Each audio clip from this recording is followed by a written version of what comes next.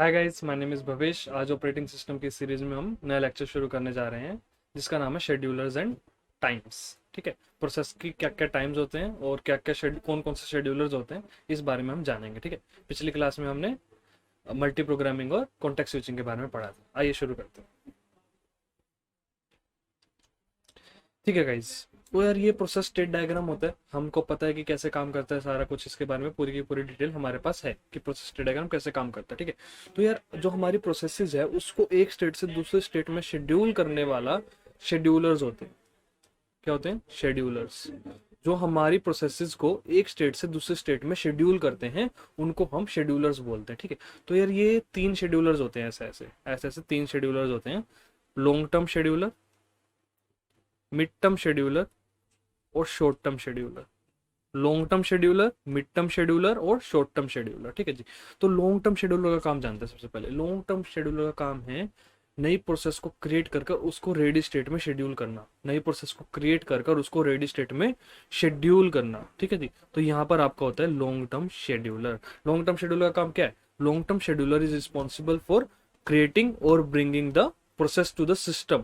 ये main memory का इतना ही पार्ट होता है। सिस्टम में कब आती है? कौन लेके आता है सिस्टम में? कौन लेके आता है? सेकेंडरी मेमोरी से मेन मेमोरी में कौन लेकर आता है प्रोसेस को? एलटीएस। सेकेंडरी मेमोरी से मेन मेमोरी में कौन लेके आता है प्रोसेस को? एलटीएस। क्या होता है? किस चीज के लिए रिस्पॉन्सिबल होता है? नई प्रोसेस को सिस्टम में लेके आने के, कि मेन मेमोरी में लेके आने के लिए एलटीएस रिस्पॉन्सिबल होता है। ठीक है, अब यहाँ पर आ गई। अब क्या करते थे हम? इनमें से किसी एक प्रोसेस को सिलेक्ट करते थे। कौन सिलेक्ट करता था? Short term scheduler. इस रेडी स्टेट में मल्टीपल प्रोसेसेस पड़ी हैं। रेडी स्टेट में अभी मल्टीपल प्रोसेस पड़ी हैं। इनमें से किसी एक प्रोसेस को हमें सिलेक्ट करना है। कैसे सिलेक्ट करेंगे? शॉर्ट टर्म शेड्यूलर जो है रिस्पॉन्सिबल होता है इस काम के लिए, किसी एक प्रोसेस को सिलेक्ट करने के लिए। ठीक है जी, फिर यहाँ पर आपका डिस्पैचर लगा होता है। डिस्पैचर लगा होता है जो कि शॉर्ट टर्म शेड्यूलर द्वारा सिलेक्ट गई प्रोसेस को डिस्पैच कर देता है आपके सीपीयू के अंदर। डिस्पैच कर देता है आपके सीपीयू के अंदर एग्जीक्यूट होने के लिए।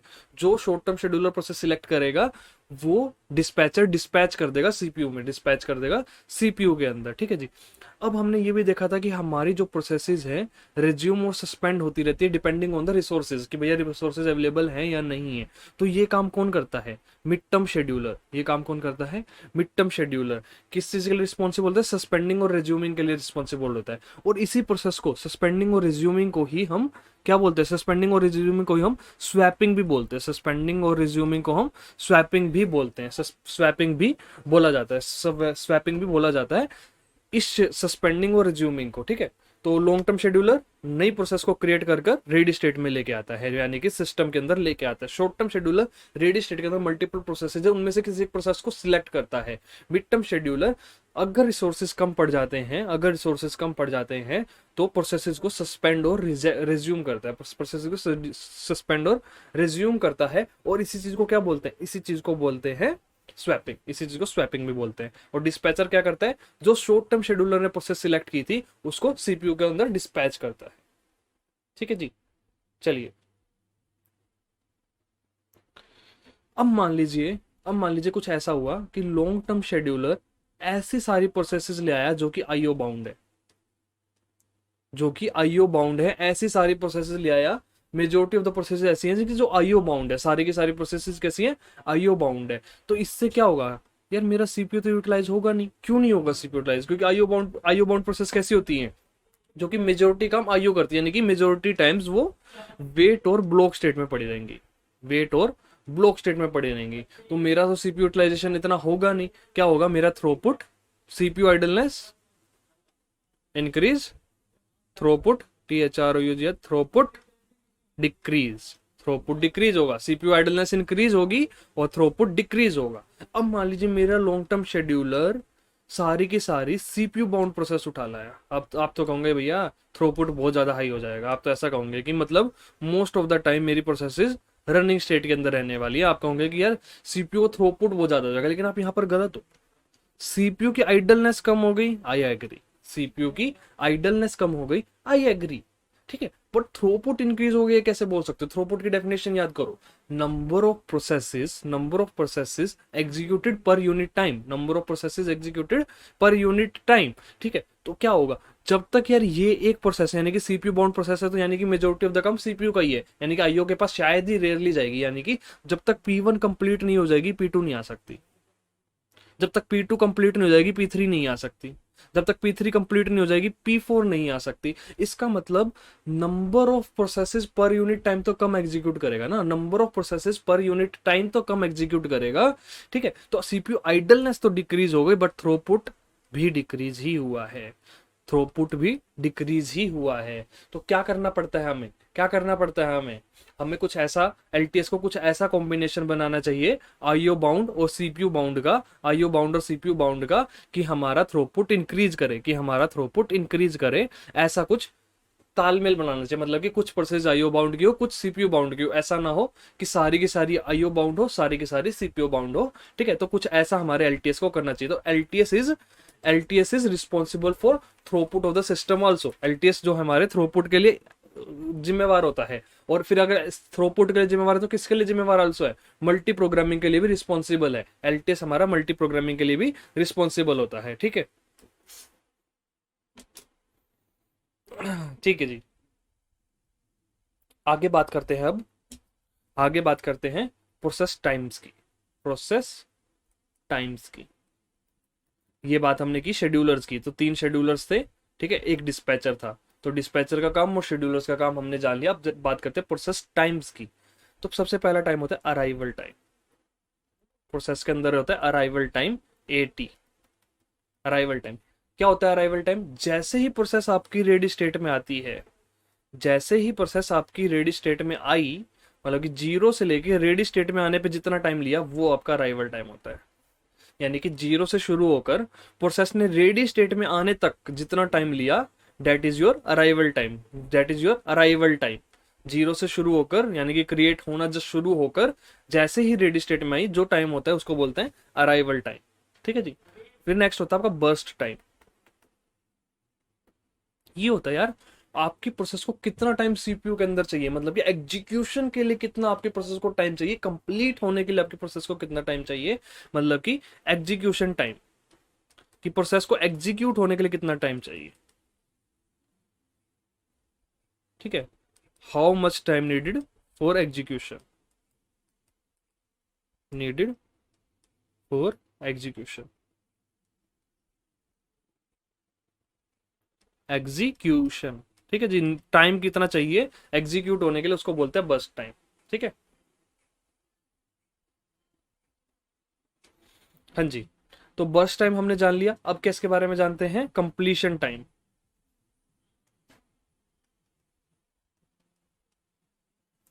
ठीक है, 0 से लेके जितना भी टाइम उसको कंप्लीटली एग्जीक्यूट होने में लगा, कंप्लीटली एग्जीक्यूट होने में लगा, उसको बोलते हैं एग्जीक्यूशन टाइम और कंप्लीशन टाइम, कंप्लीशन टाइम, ठीक है जी। कंप्लीटली एग्जीक्यूट होने में जितना टाइम लगा, उसको बोलते हैं कंप्लीशन टाइम। क्या बोलते हैं? कंप्लीशन टाइम, ठीक है जी। अगला टाइम जानते हैं, अगला है आपका टर्न अराउंड टाइम। क्या है? Turn around time. अब यार ये टर्न अराउंड टाइम क्या है, देखिए, कंप्लीशन टाइम और अराइवल टाइम के बीच का डिफरेंस, यानी कि प्रोसेस जब रेडी स्टेट में आ गई, उसके बाद प्रोसेस को कंप्लीटली एग्जीक्यूट होने में कितना टाइम लगा, यानी कि प्रोसेस जब आपकी रेडी स्टेट में आ गई, उसके बाद कंप्लीटली एग्जीक्यूट होने में कितना टाइम लगा, कंप्लीटली एग्जीक्यूट होने में कितना टाइम लगा, that is your turn around time. Execute, completely execute होने में रेडी स्टेट में आने के बाद कितना टाइम लगा, उसको बोलते हैं आपका टर्न अराउंड टाइम, ठीक है। Completion time minus arrival time, ठीक है। फिर इसके बाद नेक्स्ट आता है आपका वेटिंग टाइम। क्या था? वेटिंग टाइम, कि भैया प्रोसेस का वेटिंग टाइम क्या होता है, प्रोसेस का वेटिंग टाइम क्या होता है, ठीक है जी। मतलब कि वेटिंग टाइम वो होता है रेडी स्टेट में आने के बाद, प्रोसेस ने जितना टाइम सीपीयू में यूटिलाइज किया, वो तो आपका बर्स्ट टाइम। और जितना टाइम सीपीयू से बाहर बिताया, यानी कि किसी अदर स्टेट में बिताया, रेडी, वेट, इन सब स्टेट्स में जितना टाइम बिताया, वो होता है आपका वेटिंग टाइम, वो होता है आपका वेटिंग टाइम। तो कैसे लिखूंगा मैं वेटिंग टाइम को? Waiting time is equal to turn around time. Turn around time कितना होता है? रेडी स्टेट में आने के बाद कंप्लीशन टाइम तक का, रेडी स्टेट में आने के बाद कंप्लीट एग्जीक्यूशन का। और मैं वेटिंग टाइम किसे बोल रहा हूँ?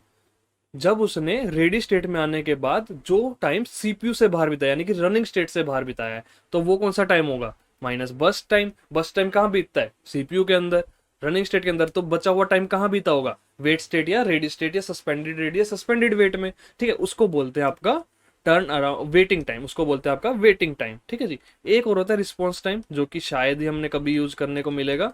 ठीक है, प्रोसेस का फर्स्ट रिस्पॉन्स, यानी कि the time difference between the first response and the arrival time.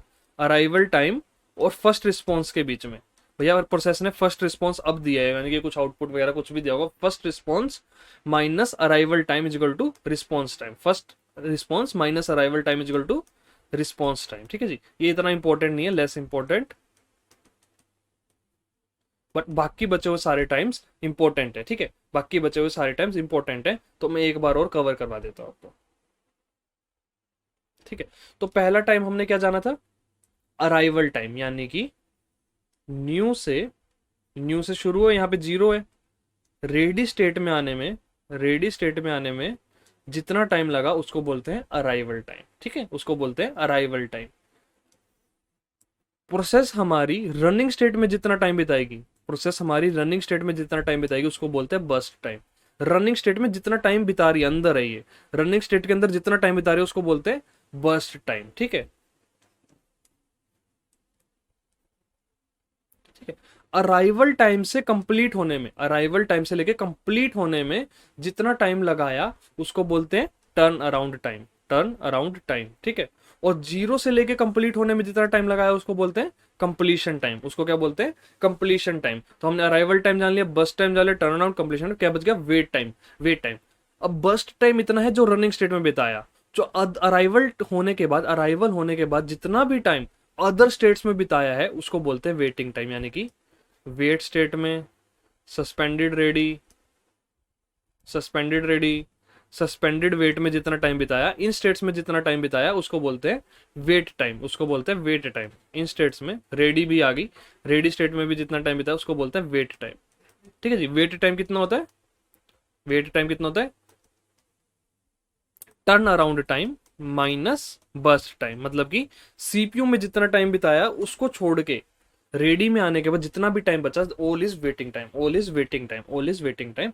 ठीक है, थैंक यू यार, आई होप क्लियर हो गया हो कि टाइमर्स और आपके शेड्यूलर्स क्या होते हैं। Thank you.